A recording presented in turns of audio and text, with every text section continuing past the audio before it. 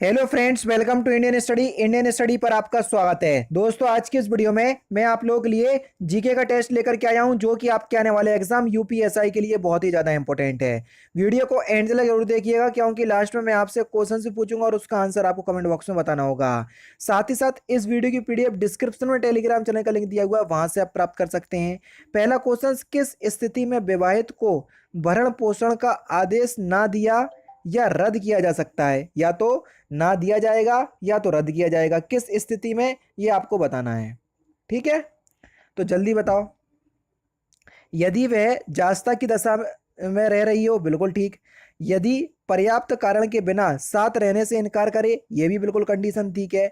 जब पारस्परिक सम्मति से अलग रही हो, तो ये भी बिल्कुल ठीक है। इन सभी परिस्थितियों में भरण पोषण का आदेश जो है या तो रद्द किया जा सकता है या नहीं दिया जाएगा। ठीक है, यानी कि इस क्वेश्चन का चौथा ऑप्शन करेक्ट, क्योंकि धारा 125(5) के अनुसार मजिस्ट्रेट यह साबित होने पर आदेश रद्द कर सकता है कि कोई पत्नी जिसके पक्ष में इस धारा के अधीन आदेश दिया गया है जास्ता की दशा में रह रही है या पर्याप्त कारण के बिना अपनी पति के साथ रहने से इनकार करती है या पारस्परिक सम्मति से पृथक रहती है। तो इस कंडीशन में क्या होता है सर? इस कंडीशन में भरण पोषण का जो है वो आदेश नहीं दिया जाता है। जास्ता का जो पूरा नाम होता है वो होता है आपका justice against sponsor of terrorism act. ठीक है, तो वो भी मैंने आपको बता दिया, ये जो शब्द लिखा है जास्ता। नेक्स्ट क्वेश्चन, भारतीय दंड संहिता कब अस्तित्व में आई? तो भारतीय दंड संहिता आपकी 6 अक्टूबर 1860 में अस्तित्व में आई। तीसरा ऑप्शन यहाँ पर आपका बिल्कुल करेक्ट। नेक्स्ट क्वेश्चन से आपका कंडीशनल क्वेश्चन है कि एक भूधारक यह जानते हुए भी उसकी भू संपदा की सीमाओं के अंदर हत्या की गई है, उस जिले के मजिस्ट्रेट को जानबूझकर यह मिथ्या इतला देता है कि यह मृत्यु सांप के काटने के परिणाम स्वरूप दुर्घटना से हुई है। उत्तरदायी है, कोई व्यक्ति है। तो जो है वो किस चीज का उत्तरदायी है? ये धारा 177 के अधीन मिथ्या सूचना देने के उत्तरदायी है। दूसरा ऑप्शन करेक्ट। नेक्स्ट क्वेश्चन से आपको कि मंडोवा डी स्टेशन का नाम बदलकर क्या कर दिया गया? करंट का क्वेश्चन है, जल्दी बताओ। मंडोवा डी स्टेशन का नाम बदलकर क्या कर दिया गया है? तो सही आंसर हो जाएगा आपका बनारस रेलवे स्टेशन। तीसरा ऑप्शन करेक्ट। भारत में कुल रामसर साइटों की संख्या कितनी है? इंपॉर्टेंट क्वेश्चन, करंट का क्वेश्चन है। तो कितनी है? तो सही आंसर हो जाएगा आपका 42, यानी कि इस क्वेश्चन का तीसरा ऑप्शन करेक्ट। संगीत नाटक अकादमी के वर्तमान अध्यक्ष कौन है? Important question. तो कौन है? शेखर सेन। तीसरा ऑप्शन करेक्ट। राष्ट्रीय किसान दिवस कब मनाया जाता है? Very important question. तो ये मनाया जाता है आपका 23 दिसंबर को। दूसरा ऑप्शन करेक्ट। इसरो के वर्तमान अध्यक्ष कौन है? सभी लोग जानते होंगे। तो सही आंसर हो जाएगा के सिवान। तीसरा ऑप्शन यहाँ पर आपका बिल्कुल करेक्ट। इनको रॉकेट मैन ऑफ इंडिया भी कहते हैं, ध्यान रखना। अंतर्राष्ट्रीय क्रिकेट परिषद के नए अध्यक्ष के रूप में किसे चुना गया? तो सही आंसर आपका क्या हो जाएगा? ग्रेग बॉकले को। दूसरा ऑप्शन करेक्ट। बचपन बचाओ आंदोलन के संस्थापक कौन है? तो आपका जो सही आंसर हो जाएगा वह क्या हो जाएगा? कैलाश सत्यार्थी। दूसरा ऑप्शन करेक्ट। और कैलाश सत्यार्थी को 2014 में बचपन बचाओ आंदोलन के लिए नोबेल पुरस्कार भी दिया गया। राष्ट्रीय फिल्म पुरस्कारों का गठन किस वर्ष किया गया? तो किस वर्ष किया गया? ये 1954 में किया गया सर। दूसरा ऑप्शन करेक्ट। उत्तर प्रदेश के निम्नलिखित जनपदों में से कौन क्षेत्रफल की दृष्टि से सबसे छोटा है? तो सही आंसर क्या हो जाएगा सर? वाराणसी। चौथा ऑप्शन करेक्ट। इनमें से किसे भारत रत्न से सम्मानित नहीं किया गया है? जल्दी बताओ। तो ध्यानचंद को नहीं किया गया है, और इनको हॉकी का जादूगर कहते हैं, और ये झांसी से ही संबंधित हैं। दूसरा ऑप्शन करेक्ट। भारत की परिक्रमा करने वाला पहला कृत्रिम उपग्रह कौन सा था? भारत की परिक्रमा ना होगा, पृथ्वी की परिक्रमा होगा। तो यहाँ पर जो आपका सही आंसर हो जाएगा वह क्या हो जाएगा? Option number D, Sputnik first. चौथा ऑप्शन यहाँ पर आपका बिल्कुल करेक्ट हो जाएगा। पृथ्वी की परिक्रमा होगा, या भारत की जगह पृथ्वी कर लीजिएगा। निम्नलिखित देशों में से किस देश में सबसे बड़ा रेलवे नेटवर्क है? इंपॉर्टेंट क्वेश्चंस, जल्दी बताएं। तो किस देश का सबसे बड़ा रेलवे नेटवर्क है? तो सही आंसर हो जाएगा आपका अमेरिका। दूसरा ऑप्शन जो है वो आपका बिल्कुल क्या हो जाएगा? करेक्ट हो जाएगा।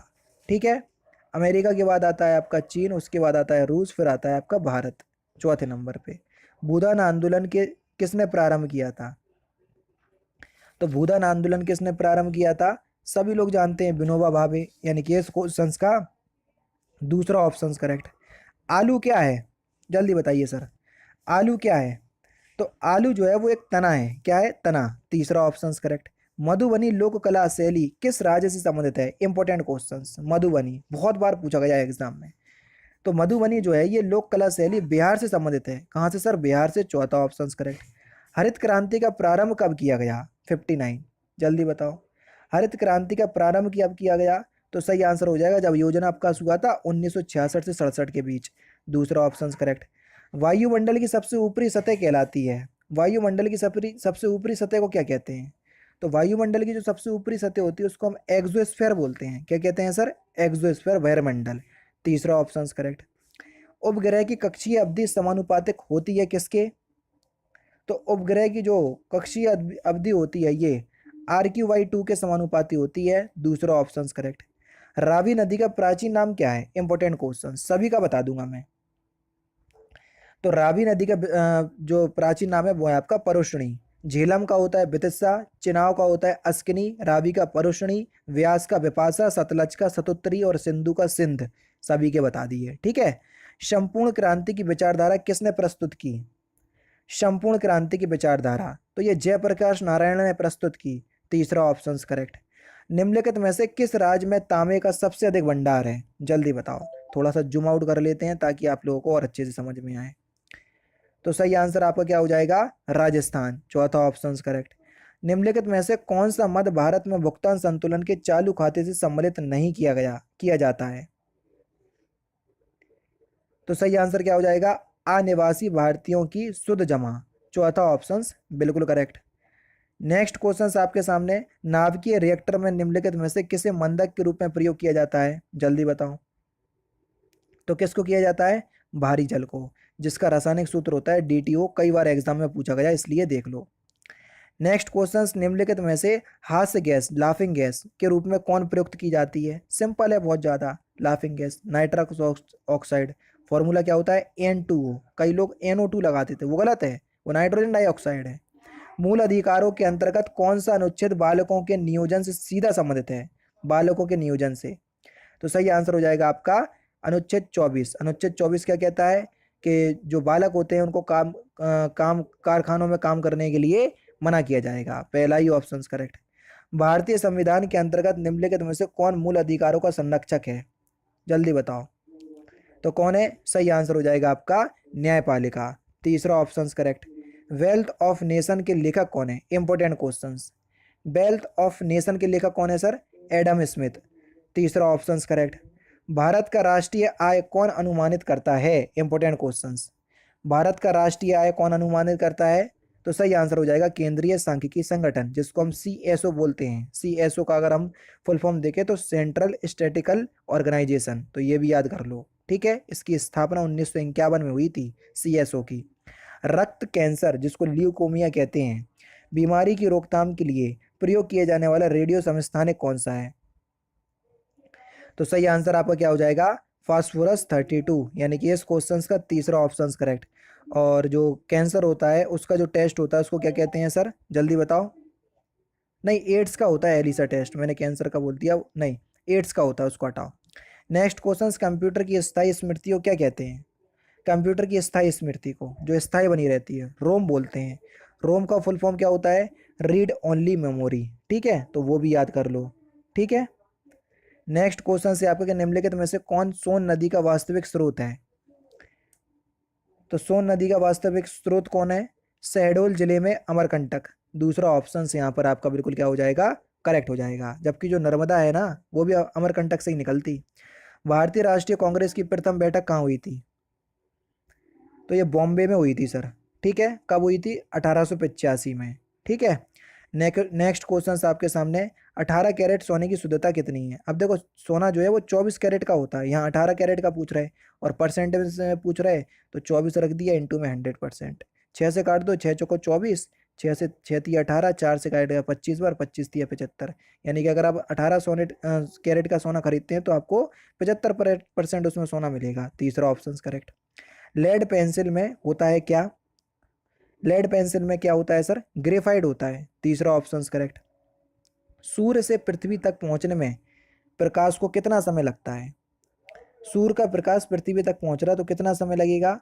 तो सही आंसर हो जाएगा आपका लगभग 8 मिनट, 499 सेकंड की बात होती है, ठीक है। और जो तारे होते हैं उनका प्रकाश पृथ्वी तक पहुंचने के लिए 4.2 वर्ष लगता है। कितना? 4.2 वर्ष। और चंद्रमा का प्रकाश पृथ्वी तक पहुंचने के लिए 1.2 सेकंड लगते हैं। तो तीनों ही याद कर लो, जो भी क्वेश्चंस पूछे बता देना।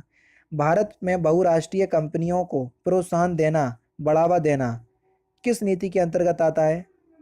तो सही आंसर हो जाएगा आपका वैश्वीकरण नीति को, उदारीकरण नीति को, निजीकरण नीति को, इन सभी नीतियों को सही आंसर हो जाएगा। चौथा ऑप्शन करेक्ट। कैप्सूल का आवरण बना होता है किसका? जल्दी बताइए सर, कैप्सूल का आवरण किसका बना होता है? तो इस क्वेश्चन का आंसर आप मुझे कमेंट बॉक्स में बताएंगे, सिंपल क्वेश्चन हैं।